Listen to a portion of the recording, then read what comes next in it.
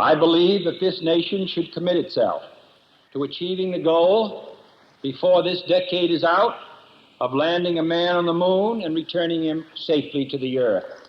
On May 25th, 1961, John Kennedy spoke as President of the United States.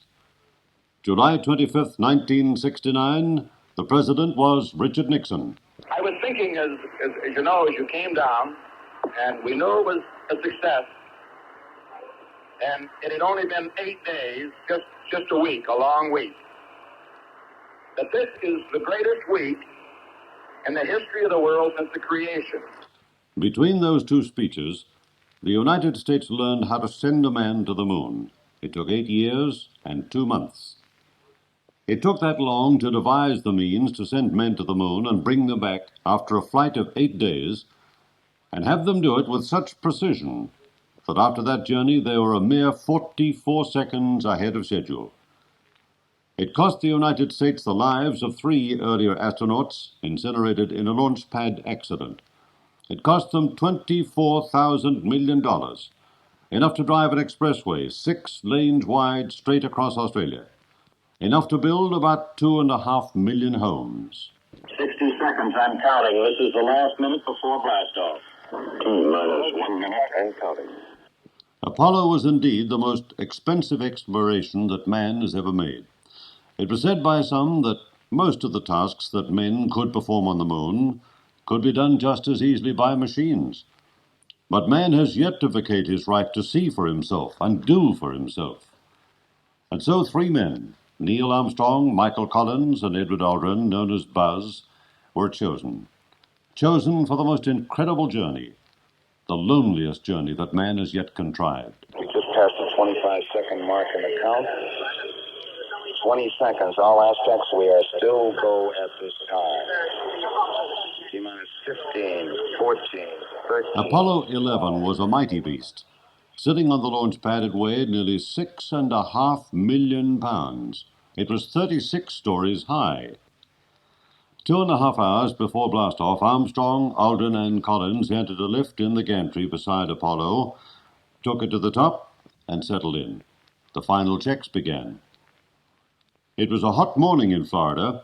At Cape Kennedy, sitting in seat 32, row E of the press stand, was reporter Darren Hinch of the Sydney Sun and MBS News. The last moments ticked by. It's hard to believe that this is really it. It's now right. It's just over 3 minutes, and 3 men will actually go to the moon. I know we've talked about it for so long, and I guess millions of words have been written about this day, but it's still almost impossible to believe that right up there in front of me there are 3 men strapped into their seats at the top of that huge rocket. And I mean, it's a really huge rocket, and it'll send them where man's never been before. It's now 3 minutes and 25 seconds before blastoff. The astronauts went on board at 9 o'clock your time, and they spent their final 2.5 hours checking out all the systems. I saw them leave their quarters and head for the launch pad a while ago, and frankly, except for their Buck Rogers outfits, you'd never have known that these brave men were actually going to the moon. If you had a look at the crowd, though, you could have seen what a serious business it was. The astronauts themselves were waving and giving the thumbs up sign, and they were smiling. But some people revealed the true emotion that shadows this whole shot. They were crying. And I'll have to admit that when the door to the van closed behind those men, and they drove off for the last time before they come back, a shiver went down my spine too.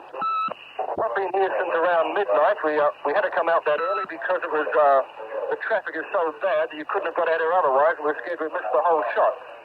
There are more than 1 million people watching the shot, according to the Department of Defense, and that the tempo's really picked up in the last hour or so.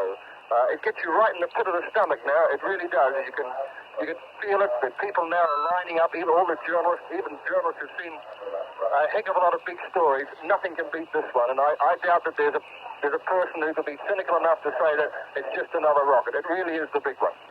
I'm sitting here under the open sun in a sort of a press stand, which is 3 miles across the water from the rocket.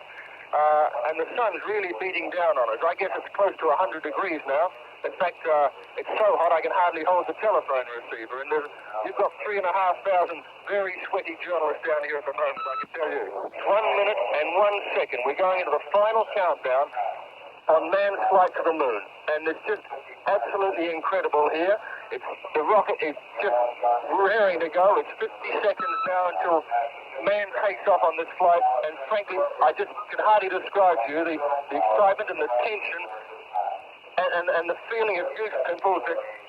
Well, this time we're really going, and it starts a whole new phase of man's life. It's down to 31 seconds, 30 seconds. We've got so little time now before we finally take off. It'll lift off very slowly at first. Ignition will come at 8 seconds probably, and there are these big sort of brake things which will hold it down until we get to 0, and then it will take off very slowly, so slowly you think it's going to fall over. Now 10, 9, 8, 7, 6, we have the ignition sequence, 5, 4, 3, 2, 1, 0, and the flames, you can see them now, and she's ready to go. It's starting to move, and if you can hear the noise, you can probably hardly hear me, but there she goes, and it's pulling away from the tower. They're yelling, go, go, go, you beaut, and now you'll hear the rumble. The stand that I'm sitting in is shaking, the lights in the stand are shaking, and there it goes. It's incredible, this huge white flame, and there's smoke all around this thing. I'll just let you listen for a second to the noise. The people are on their feet and they're saying, go, you beauty, go, and here it comes now, this roar. And we can still see it. It's gone into a very small patch of cloud. It's going to become clear again now. Where there we go. It's firing off. It's an absolute beauty. You can still hear that sound. I know that as long as I live, I am never going to see anything quite like this one. The Americans have really done it, I have to tell you that. The smoke's clearing a bit from around the old gantry where she went from, but everything's fine. She's peering off now, and it's really on the move. The journey to the moon, the loneliest journey, had begun. Apollo 11 sped up and out of sight. After 2.5 minutes, the first stage of the Saturn rocket, its job done, was dumped into the Atlantic Ocean. Within 3 minutes, Apollo was 40 miles high. The second stage rocket fired for about 6 minutes and carried Apollo almost to orbit before it too was dumped into the Atlantic. The last moments of the blast-off were reached as the third stage fired for a few short minutes and put Apollo into its course round the Earth. 2.5 hours went by as the astronauts prepared for TLI, Trans-Lunar Injection, the name for the moment when they restarted the great Saturn rocket engine to wrench Apollo out of its orbit and speed it off towards the moon. As TLI drew near, Rhett Turner of Voice of America reported from Cape Kennedy. This is through Carnarvon, Australia. Astronaut Armstrong, Aldrin, and Collins getting ready for trans-lunar injection for the burn. For the 5-minute burn, the second burn of the S-4B rocket, the thing which will add some 3,000 meters per second to their speed down over the Pacific Ocean and begin them swinging away from the Earth toward the moon. This comes at 2 hours, 44 minutes into the flight. Some 15 minutes from right now. I beg your pardon, 13 minutes from right now. Here at Cape Kennedy, everything is very, very quiet. We're all listening to those signals coming back from space through the Mission Control Center in Houston. The mission is progressing well. The spacecraft is now over the Australian continent, 2 hours and 30 minutes after liftoff. It just passed across Perth, Australia. It is now going across central Australia, and within the next 12 minutes, it will pass across just south of Townsville, out over the Pacific Ocean, and then the TLI burn will come south of the Gilbert Islands. The burn came right on the button, and at a speed of something like 25,000 miles an hour, Apollo 11 was sent off to the moon. From inside the module, Neil Armstrong took a look at the view. Well, we didn't have much time, Houston, to talk to you about our views out the window when we were prepared for LEM injection, but Up to that time, we had the entire northern part of the lighted hemisphere visible, including North America, North Atlantic, and Europe and Northern Africa. We could see that the weather was good just about everywhere. There was one cyclonic depression in northern Canada and the Athabasca, probably east of Athabasca area. Greenland was clear, and it appeared to be we were seeing just the ice cap in Greenland. All North Atlantic was pretty good, and Europe and Northern Africa seemed to be clear. For 3 days, Apollo flew on. Its speed gradually dropped until it was down to a mere 2,000 miles an hour, when the moon's gravity began to exert its influence and speed it up. Near the moon, the spaceship's engines were fired in reverse to slow it down and get it into orbit. Just over 100 hours after blastoff, the voyage to the moon neared its climax. Neil Armstrong and Buzz Aldrin clambered into the lunar module Eagle. Michael Collins, now all alone 250,000 miles out in space, separated Eagle from the command ship Columbia.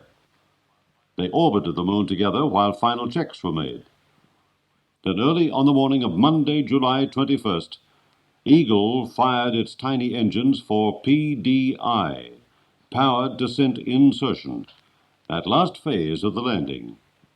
In a long, slow curve, Eagle dropped towards the moon. And go for landing, 3,000 feet. Stop alarm. 3,000 feet comes the... 1201. 1201. Roger, 1201 alarm. Where go? Same height. Where go? About to come... 2,000 feet. 2,000 feet. Into the ag, 47 degrees. Roger. 47 degrees. Here comes the low gate, the landing phase, ending the approach Eagle looking phase. great. Here go. 3,000 feet, 1,000 meters above the surface. Altitude 1,600. 1,400 feet, still looking very good. From on board, they gave us... Roger, 1202, we copy it.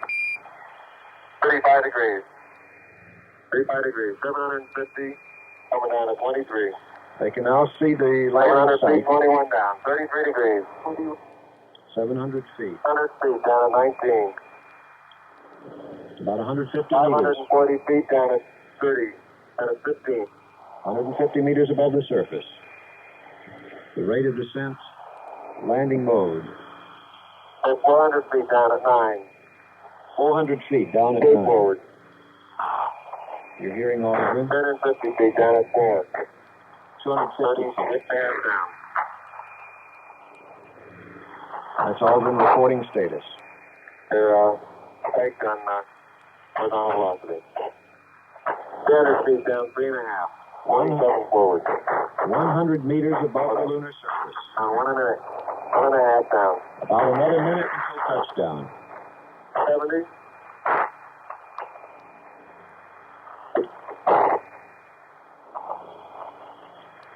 That's a shadow out there. We've gone through low gate now. 50 down at 2.5. 50 19 feet. forward. Altitude, velocity right. About 20 meters above the 8.5 surface. down. 220 feet. Very 15 slow. forward. Vertical descent now. Straight up and 11 down. forward, come down nicely, 200 feet. 4.5 down. 5.5 down. About half a minute. 6.5 down. 5.5 down. 9 forward.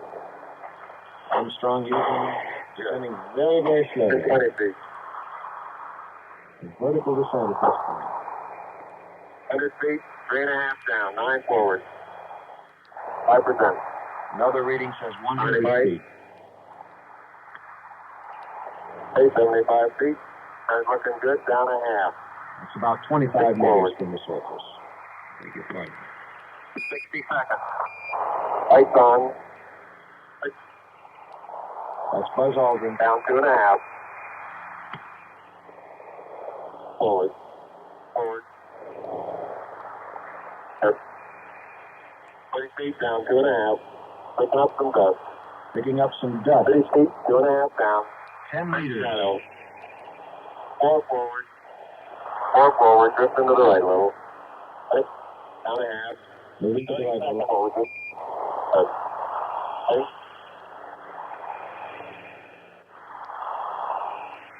You should get it any more. Contact light? Contact light. Okay, engine stop. Engine stop. Here at a descent. Post control, both auto, descent engine command override off. Touchdown. Arm off. 113 is in. Eagle is on the move. Houston, and quality base here. The Eagle has landed. Roger, Tranquility. We copy you on the ground. You got a bunch of guys about to turn blue. We're breathing again. Thanks a lot. Houston, Tranquility Base here. The Eagle has landed. These were the first words spoken from the surface of the moon. The lunar module was for the next few hours no longer Eagle, but Tranquility Base, named after the Sea of Tranquility, the area on the moon where they'd landed. Moments later, a message of congratulations with a certain old world charm came up from Houston to the moon. Tranquility. Be advised there are lots of smiling faces in this room and all over the world. Over. I'm sure that must be. There are two of them up here. Roger, it was a beautiful job, you guys. And don't forget one in the command module. Right.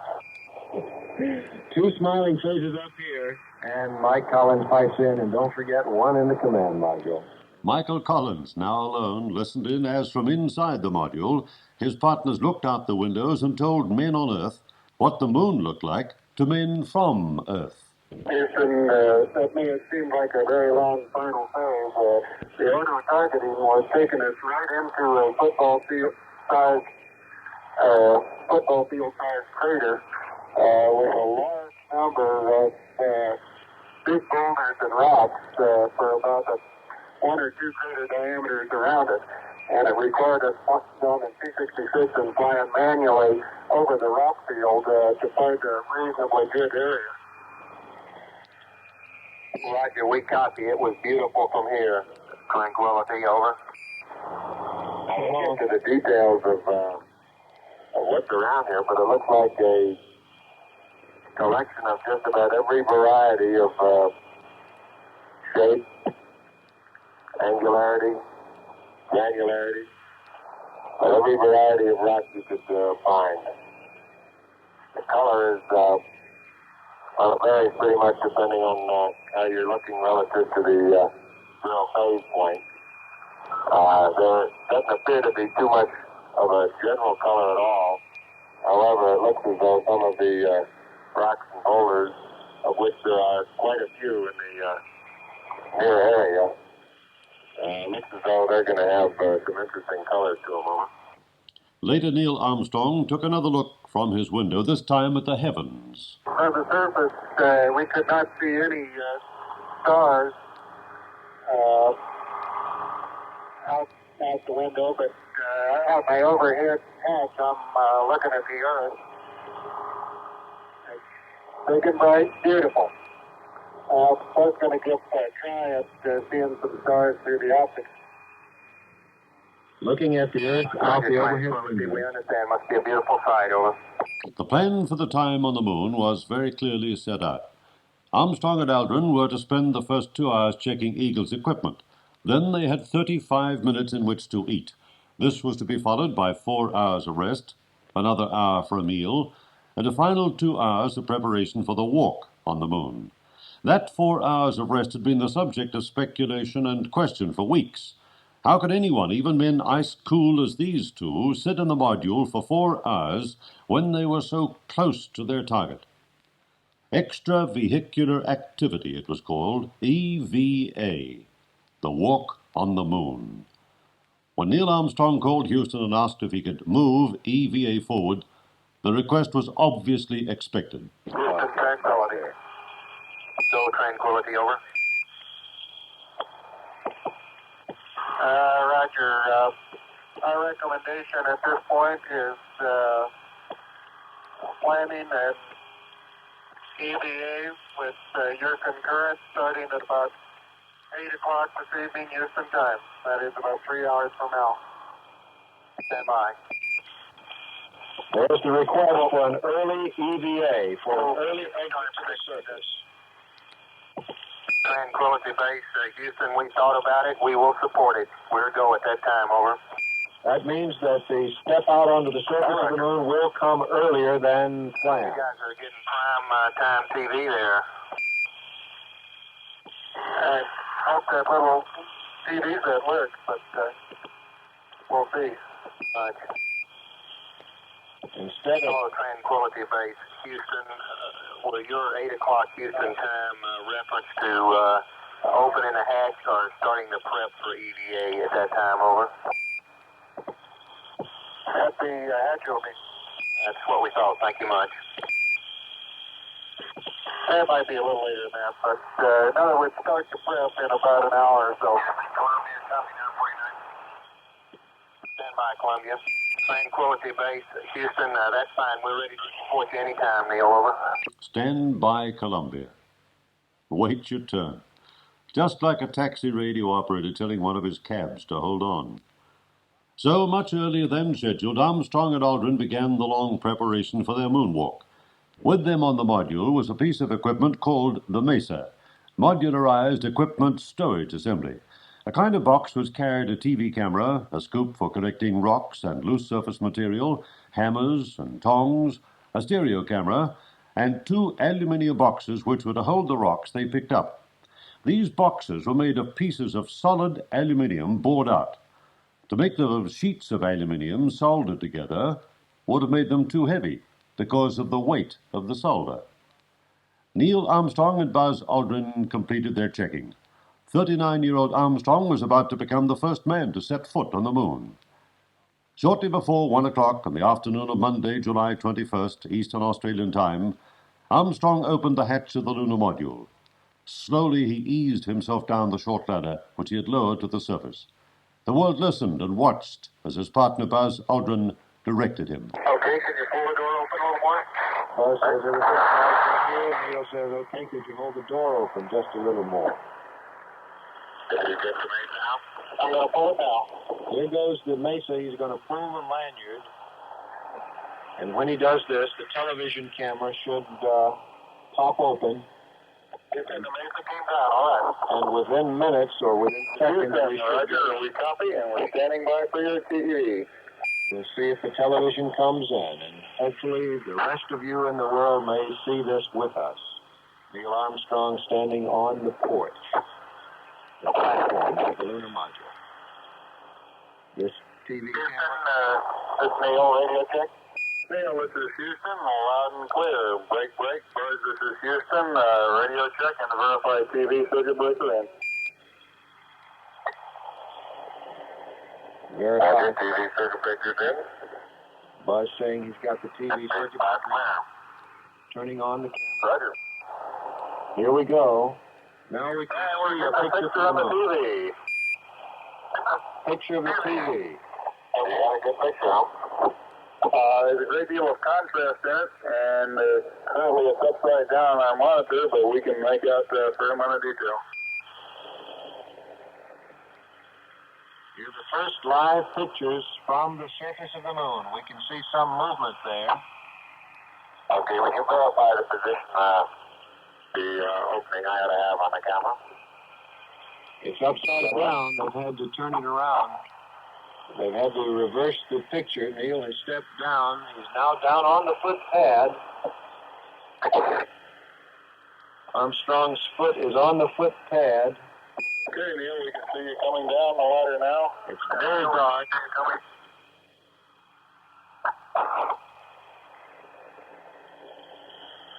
Okay, I just checked getting back up to that first step. It's not even collapsed too far, but it's adequate to get back up. Roger, we copy. Pretty good slow jump. He wants to check how hard it is to get back up to that first step. It's quite a reach. He has a foot down on the foot pad. We can't tell if he stepped off onto the surface. This is Houston, F2. I'm at the 1/160th second for shadow photography on the sequence camera. It's a silhouetted picture. Very At the foot difficult of the to see. ladder, the limb footpads are only depressed in the surface about 1 or 2 inches, although the surface appears to be very, very fine grained as you get close to it. It's almost like a powder down there. It's very fine. Armstrong is standing on the footpad. We can see him moving around now. He is undoubtedly And step off the limb now. he's stepping off. He has put his left foot off on the surface of the moon. Man is on the moon. Small step for man. One giant leap for mankind.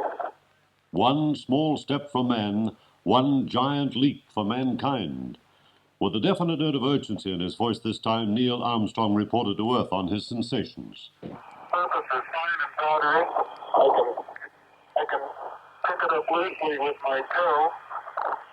It does adhere in fine layers, like powdered charcoal, to the sole and insides of my boot. I only go in all fraction of an inch, maybe an eighth of an inch, but I can see the footprints of my boots and the treads and the fine sandy particles. Yeah, this is Houston. We're copying. Armstrong said that the surface of the moon was fine and powdery. He is holding on with one hand at all times to the, now he's just turned loose. He's walking around now. There seems to be no difficulty in moving around as we suspected. It's even perhaps easier than the simulations of 1/6G that we performed in various simulations on the ground. Absolutely no trouble to walk around.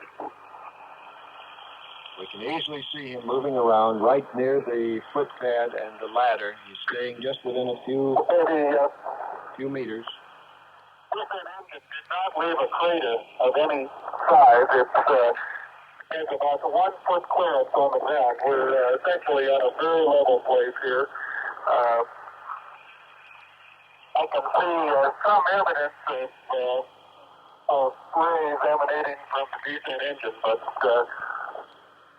very insignificant amount.